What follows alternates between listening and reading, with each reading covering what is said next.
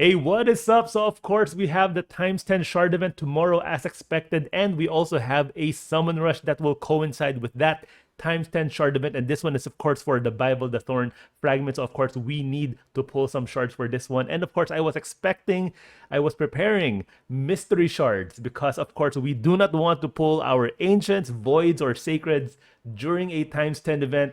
But for this one, I'm actually thinking of pulling sacred shards because this times 10 event is crazy. Let's go.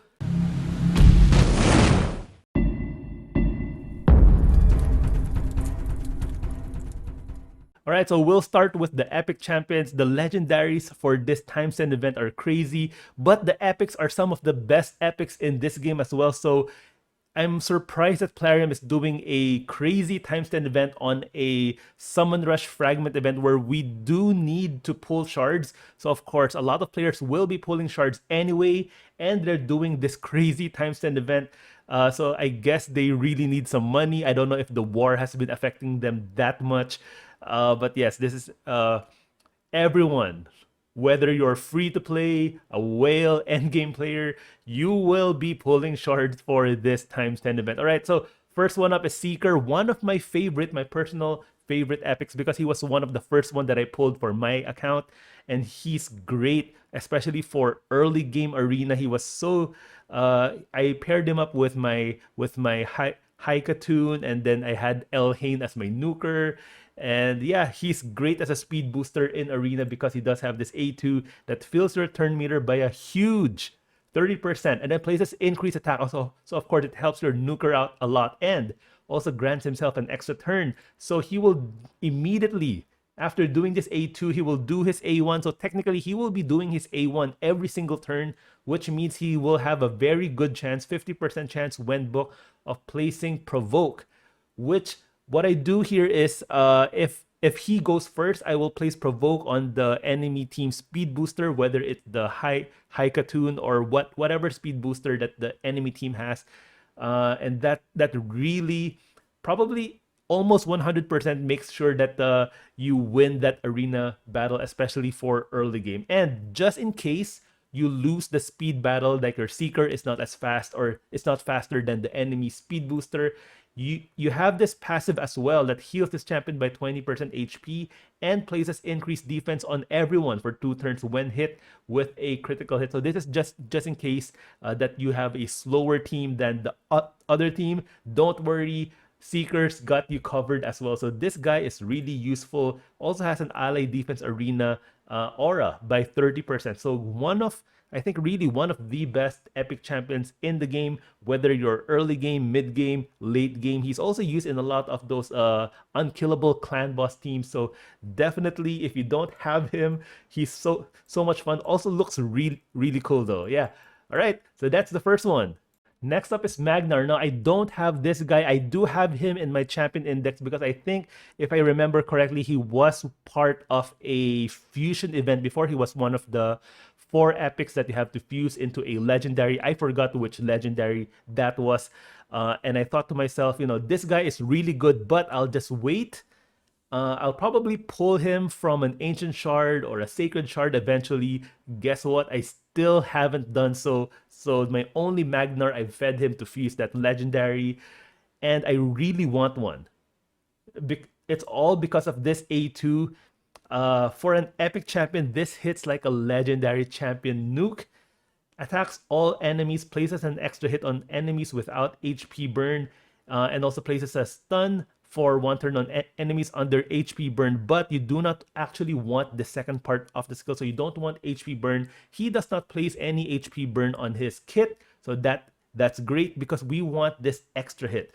So it's a double hitter AoE, and he is an HP based champion, so you can pump up his HP as much as you can. So that makes him very tanky as well in arena. Also makes him a very hard hitting nuker, and that's really it. This is all you need to know about Magnar is his crazy A2, get his HP up as high as you can with 100% crit rate and a lot of crit damage, and really that's all you need. All right, so next up is Deacon Armstrong, another really, really good epic that can be used in so many areas of the game, whether it's Faction Wars, Arena, Doom Tower.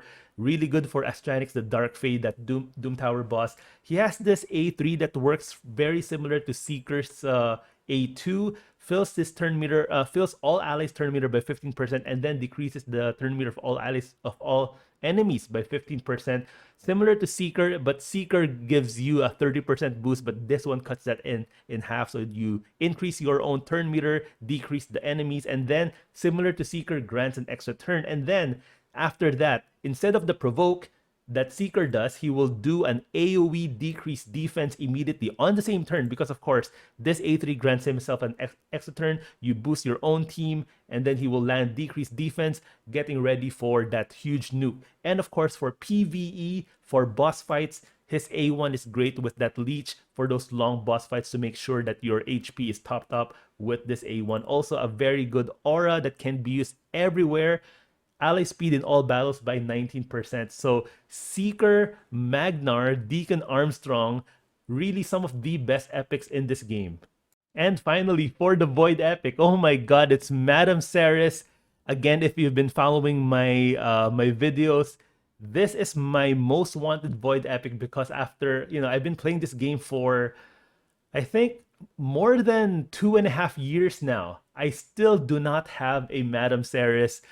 I'm in gold, Gold 1, Gold 1 in Tag Arena with no Madameceres. If I do happen to pull one, I will definitely put her in my Tag Arena team. She is great. The only thing that you need to know, just in case you're not familiar with Madameceres, is her A3 complete buff removal from everyone, places decreased attack and decreased defense on everyone for 2 turns.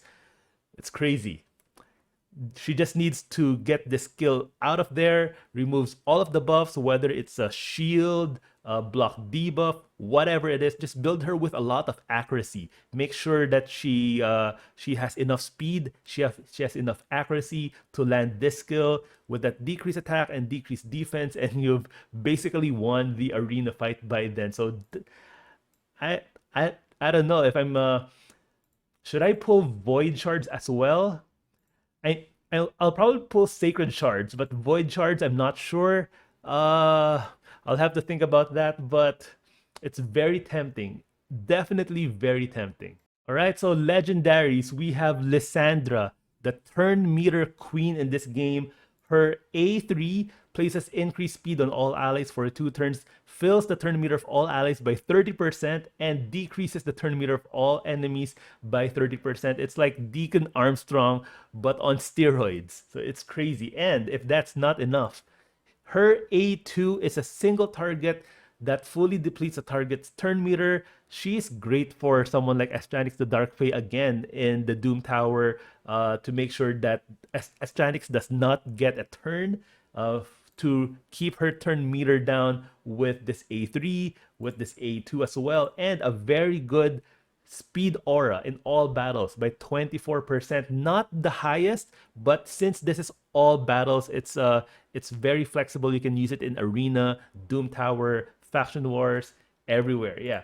Also has a nice A1 that transfers all debuffs from this champion to the target. I do have a Lisandra. I just put her with a lot of speed and a lot of accuracy. You don't really need to build her with any damage, so you just need to focus on speed and accuracy, and that's all there is to it. Next is Lady Kimmy. I don't have her. She's great in Arena. She has decreased accuracy and decreased speed on her A2, and does the opposite on her A3 for your own team. Increases your accuracy and increases speed. Also, on top of that, removes 1 random buff from each enemy, and has a 100% chance when booked to place block buffs. This girl is amazing. Whenever I see her in Arena, whether it's Tag Arena or Classic Arena, I would think twice. They usually build her really fast with high accuracy, and then when this A2 lands and then she places her A3, it's probably game over. She also has this nice speed aura in Doom Tower by 30%. I would most likely is I will pull Sacred Shards. Definitely Lady Kimmy is high on my priority list. All right, next one up. Yes, you see this correctly. That is Trunda. She is part of the times 10, the best, the absolute best nuker in this game, and I do not have her. So definitely very high on my wish list if I do, which I will most likely pull Sacred Shards. She is the best nuker. You don't want to build her with any accuracy because she does land this stun on her A3, but you don't want that stun to land. You want, again, similar to Magnar, you want this AoE hit and then places an extra hit on enemies that they're not under stun. So build her with as low as accuracy as you can get her, and just build her with a lot of attack, 100% crit rate, 100 and a lot of crit damage, and she will wipe out enemies. Even if you don't place weaken or decrease defense, she is capable of wiping out the enemy team on her own. She is that crazy. So definitely, this is probably the craziest times 10, and we're not even finished. There's one more champion to go. All right, and the last one, Void Lego. It's Yumiko. This is the this is the champion with the crazy A3.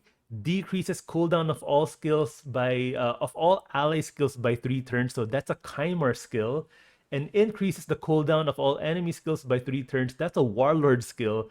Chimera and Warlord, two of the top arena champions in the game, and Plarium decided, let's put both of those in one champion, and that's where Yumiko is born. Yeah, it's crazy. Also, on top of that, I mean, even with this skill alone, if she just has this skill and then an A1, that's, just an okay A1, I think people would love to have her. But she has this really crazy A2 as well that places Hex on one enemy whenever an enemy tries to place debuffs on either this champion or an ally. So anyone on your team has a 75% chance when booked of transferring those debuffs to a random enemy under Hex. So if you're facing a boss like it's Bommel or maybe the Dragon, any debuff that they put on you, there is a chance that you will transfer them. So against bosses, this is only a 30%, booked up to a 50%, but still really good that whenever you get debuffs,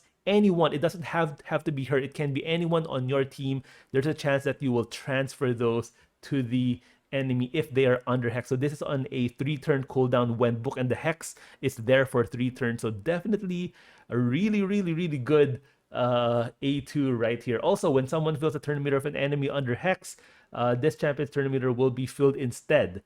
So this is available when Karato Fox Hunter is on the same team, and Karato is also a very good champion. So definitely it's worth pairing them up together.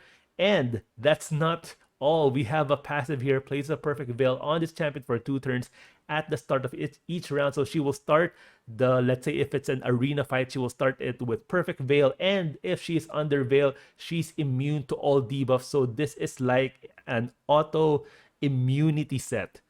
It's crazy. Yeah, and also whenever a veil or perfect veil is placed on an enemy, has a 75% chance of stealing that buff.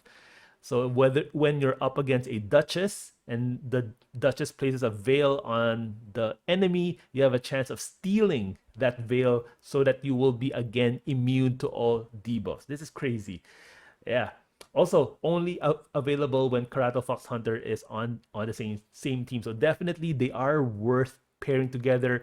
I really like that that Plarium has made an effort to make these couple. We have Karato and Yumiko, making them more viable because the earlier couples were not that great, so people were not really putting them together. I think we have Cardil and Cecilia Flametongue. I don't really see the two of those being used together.